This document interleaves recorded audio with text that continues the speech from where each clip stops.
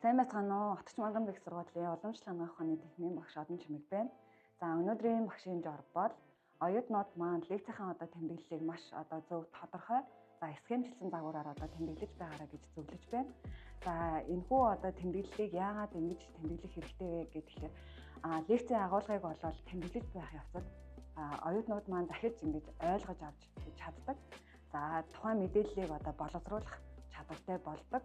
За дээрэс нь мөн гол утга санааг шүүж авч ингэж тэмдэглэх нь бол цаашдаа энэ шалгалтанд бэлтгэхэд маш их хэрэгцээтэй байдаг. За тэгэхээр энэхүү лекцийн тэмдэглэл маань маш юм тодорхой, оновчтой.